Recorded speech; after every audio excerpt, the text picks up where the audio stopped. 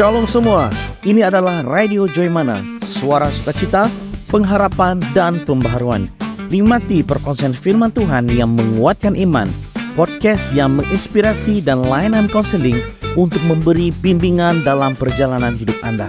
Radio Joymana juga menawarkan sesi Bible Study yang mendalam, pengumuman acara gereja, serta aktiviti game seru yang menghibur dan mempereratkan community.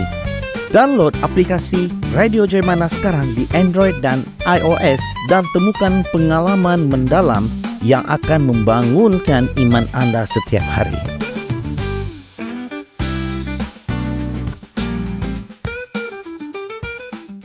Shalom jemaat yang dikasihi Tuhan.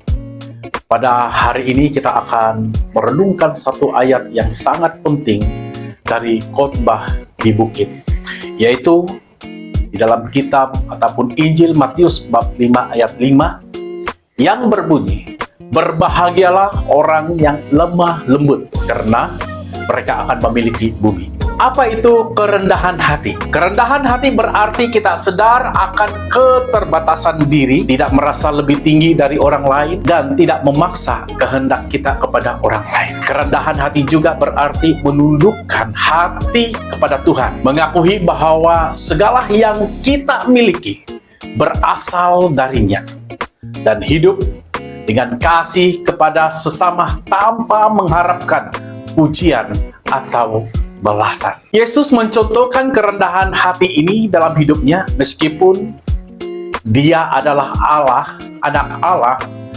Dia tidak datang untuk dilayani, tetapi untuk melayani. Bahkan ketika dia harus menghadapi penghinaan dan penderitaan, Yesus tidak membalas dengan kekuatannya, tetapi dengan kasih dan kerendahan hati. Kita juga dapat belajar bahwa ada berkat bagi orang yang rendah hati, di mana Yesus mengatakan bahwa orang yang rendah hati akan memiliki bumi. Ini berarti bahwa mereka akan menerima berkat yang sejati, baik di dunia ini maupun di kehidupan yang akan datang. Kerendahan hati membawa kedamaian dalam hati, hubungan yang sehat dengan sesama, dan kedekatan dengan Tuhan. Kerendahan hati juga memungkinkan seseorang untuk mengelola dan memanfaatkan berkat yang ada dengan bijak. Ketika seorang rendah hati, mereka tidak membiarkan kekayaan ataupun kekuasaan menguasai hati mereka, tetapi mereka menggunakan segala sesuatu untuk kebaikan dan kemuliaan Tuhan.